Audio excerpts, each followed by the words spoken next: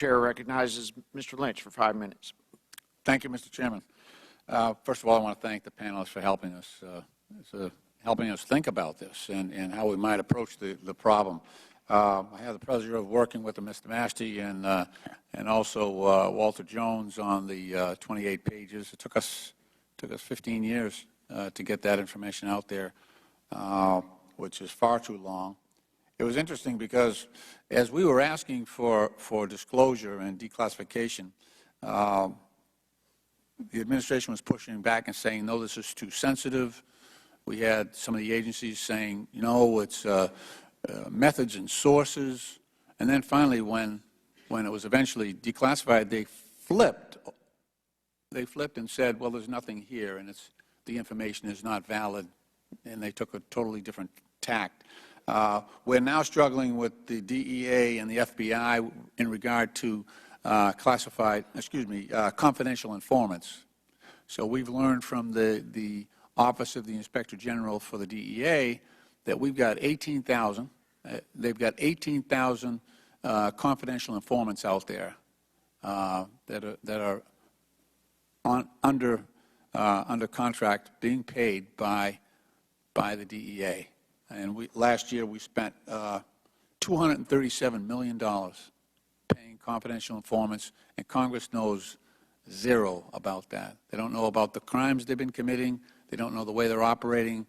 The DEA headquarters is intimately involved. This is all being operated at the field level. We've got to, and that's just the DEA. From our conversations with the FBI, I believe that the numbers are double, probably about $500 million that the FBI is paying to confidential informants, probably double the number, probably in the area of 30 or 40,000 informants, confidential informants. That is totally out of our purview. So I'm wondering, you've all hit on this, with the interagency panel reviewing classifications. Is there some way to supercharge that process, because it is painstakingly slow and it doesn't work in the time frame in which the information would be useful to us?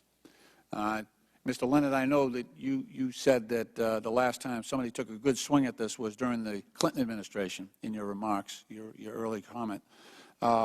Is there some way we can get this interagency declassification review panel resourced and equipped to give Congress, and I've seen my colleagues across the aisle tear their hair out when they couldn't get information, and I've been in the same position. Is there some way that we can formalize this process to get the information in a timely manner? Yes, sir. One way I would suggest would be to make provisions to allow appeals directly to that panel under certain circumstances. Right now, requesters have to go to the individual agency. If they get turned down in whole and part, they have to appeal to that same agency, and it's only after that process then that they can go to this interagency panel. And even that interagency panel then has its own coordination things which can be problematic, but which is a lot easier to address. But the individual agency time delays can be problematic. Also, for purpose of Congress, Congress does have the Public Interest Declassification Board that they can refer to, and that is another avenue that, quite frankly, I never believe is utilized enough. Yeah. But that's another avenue. Well, yeah.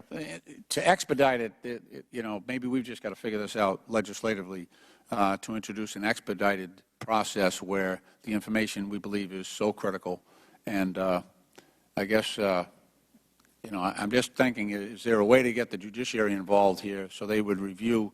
I don't want to create a political question that the courts can't rule on, but we're being stonewalled in wide areas of public interest, and I feel like it's hampering Congress's ability to do its job. Well, one of the things is the interagency panel is actually exercising on behalf of the President. It's exercising his Article II authority.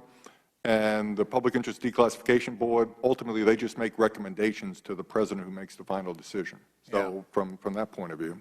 Mr. Ramey, you got something you want to add? Mr. Yes, Blank? sir. You mentioned sources and methods as a blank, and I think this goes right to your informants problem, and it goes right to one of the big drivers of classification, which is under the current statutory system, anything that's a source and method can be claimed and to be withheld, whether or not its release would actually harm a security value or get a source killed. And I think Congress can take very simple action, both in the intelligence field and the law enforcement field, to say, sources and methods is not a burqa. It should only cover the things that would do damage, get somebody killed, ruin an investigation. Right now, that identifiable harm standard, which is now in the Freedom of Information statute, it doesn't apply in this informants and sources method. It needs to apply. Congress has to take that action. Yeah, Mr. Amy? And that recommendation was actually in the Moynihan Commission report, and it hasn't been acted on now in almost 20 years. And so it may be time for Congress to enter that world. Yeah. I know that Attorney General Reno issued some guidelines, but they're not being followed right now. I actually have legislation. I don't even want to know who the confidential informants are. I just want to know how many are out there, what they're being paid, and what crimes, if any, they have committed while they've been part of this government program. And we've had a difficult time getting that through. But thank you. That's all I have, Mr. Chairman. Thank you for your indulgence. I yield back the balance of my time.